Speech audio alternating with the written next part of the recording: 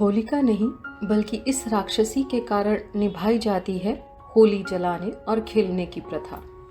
श्री कृष्ण ने युधिष्ठिर को बताया था यह रहस्य।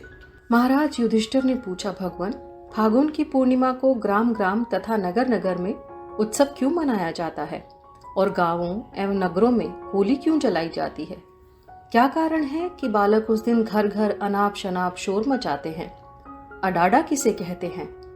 उसे शीतोष्ण क्यों कहा जाता है तथा किस देवता का पूजन किया जाता है? आप कृपया कर यह बताने का कष्ट करें। तब भगवान श्री कृष्ण ने कहा, सतयुग में रघु नाम के एक शूरवीर, प्रियवादी, सर्वगुण संपन्न दानी राजा थे। उन्होंने समस्त पृथ्वी को जीतकर सभी राजाओं को अपने वश में करके पुत्र की भांति प्रजा का लालन पालन किया। उनके राज्य में कभी दुर्भिक्ष नहीं हुआ और ना ही किसी की अकाल मृत्यु हुई। अधर्म में किसी की रुचि नहीं थी। पर एक दिन नगर के लोग राजद्वार पर सहसा एकत्र होकर त्राही त्राही पुकारने लगे। राजा ने इस तरह भयभीत लोगों से कारण पूछा। तब लोगों ने कहा कि महाराज, ढोंढा नाम की एक राक्षसी प्रतिदिन हमारे बालकों को कष्ट देती है और उस पर किसी मंत्र तंत्र औषधि आदि का प्रभाव भी नहीं पड़ता। उसका किसी भी प्रकार निवारण नहीं हो पा रहा है। नगरवासियों का यह वचन सुनकर विस्मित राजा ने राजपुरोहित महर्षि वशिष्ठ मुनि से उस राक्षसी के विषय में पूछा। तब उन्होंने राजा से कहा, राजन, माली नाम का एक दैत्य है। उसी की एक पुत्री है जिसका नाम है ढोंढा। उसने बहुत समय तक उग्र तपस्या करके शिवजी को प्रसन्न किया।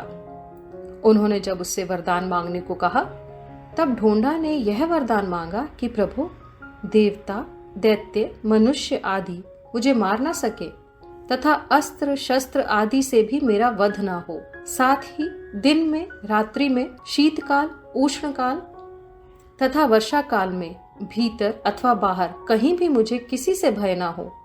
इस पर भगवान शंकर ने तथास्तु कहकर यह भी कहा कि तुम्हें उन्मत्त बालकों से भय होगा। इस प्रकार वर देकर भगवान शिव अपने धाम को चले गए। वही ढोंढा नाम की कामरूपिणी राक्षसी नित्य बालकों को और प्रजा को पीड़ा देती है। अडाडा मंत्र का उच्चारण करने पर वह ढोंढा शांत हो जाती है, इसलिए उसको अडाडा भी कहते हैं। यही उस राक्षसी ढोंढा का चरित्र है। अब मैं उससे पीछा छुड़ाने का उपाय बता रहा हूँ। राजन, आज फागुन मास के शुक्ल पक्ष की पूर्णिमा तिथि को सभी लोगों को निडर होकर क्रीड़ा करनी चाहिए और नाचना, गाना तथा हंसना चाहिए। बालक लकड़ियों से बने हुए तलवार लेकर वीर सैनिकों की भांति हर्ष से युद्ध के उत्सुक हो दौड़ते हुए निकल पड़े और आनंद मनाएं। सूखी लकड़ी, उपले, सूखी पत्तियां आदि अधिक से अधिक एक स्थान पर इकट्ठा कर उस ढेर में रक्षोघ्न मंत्र से अग्नि लगाकर उसमें हवन कर हंसकर ताली बजानी चाहिए। उस जलते हुए ढेर की 3 बार परिक्रमा कर बच्चे, बूढ़े सभी आनंददायक विनोदपूर्ण वार्तालाप करें और प्रसन्न रहें। इस प्रकार रक्षा मंत्रों से हवन करने से, कोलाहल करने से तथा बालकों द्वारा तलवार के प्रहार के भय से उस दुष्ट राक्षसी का निवारण हो जाता है।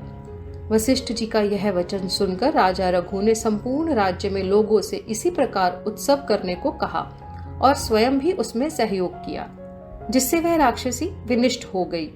उसी दिन से इस लोक में ढोंढा का उत्सव प्रसिद्ध हुआ और अडाडा की परंपरा चली। ब्राह्मणों द्वारा सभी दुष्टों और सभी रोगों का शांत करने वाला वसोरधारा होम इस दिन किया जाता है, इसलिए इसको होलिका भी कहा जाता है। सब तिथियों का सार एवं परम आनंद देने वाली यह फागुन की पूर्णिमा तिथि है। इस दिन रात्रि को बालकों की विशेष रूप से रक्षा करनी चाहिए। गोबर से लिपे पुते घर के आंगन में बहुत से खड्ग हस्त बालक बुलाने चाहिए और घर में रक्षित बालकों को काष्ठ निर्मित खड्ग से स्पर्श करना चाहिए। हंसना, गाना, बजाना, नाचना आदि करके उत्सव के बाद गुड़ और बढ़िया पकवान देकर बालकों को उनके घर भेज देना चाहिए। इस विधि से ढोंढा का दोष अवश्य शांत हो जाता है। महाराज युधिष्ठिर ने पूछा, भगवान, दूसरे दिन चैत्र मास से वसंत ऋतु का आगमन होता है, उस दिन क्या करना चाहिए? भगवान श्री कृष्ण ने कहा, महाराज, होली के दूसरे दिन प्रतिपदा में प्रातःकाल उठकर आवश्यक नित्य क्रिया से निवृत्त हो पितरों और देवताओं के लिए तर्पण पूजन करना चाहिए और सभी दोषों की शांति के लिए होलिका की विभूति की वंदना कर उसे अपने शरीर में लगाना चाहिए। घर के आंगन को गोबर से लीपकर उसमें एक चौकोर मंडल बनाएं और उसे रंगीन अक्षतों से अलंकृत करें। उस पर एक पीठ रखें। पीठ पर सुवर्ण सहित पल्लवों से समन्वित कलश स्थापित करें।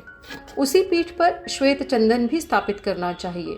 सौभाग्यवती स्त्री को सुंदर वस्त्र आभूषण पहनकर दही, दूध, अक्षत, गंध, पुष्प, वसोरधरा आदि से उस श्रीखंड की पूजा करनी चाहिए। फिर आम्र मंजरी सहित उस चंदन का प्राशन करना चाहिए। इससे आयु की वृद्धि, आरोग्य की प्राप्ति तथा समस्त कामनाएं सफल होती हैं। भोजन के समय पहले दिन का पकवान थोड़ा सा खाकर इच्छा अनुसार भोजन करना चाहिए। इस विधि से जो फागुनोत्सव मनाता है उसके सभी मनोरथ अनायास ही सिद्ध हो जाते हैं।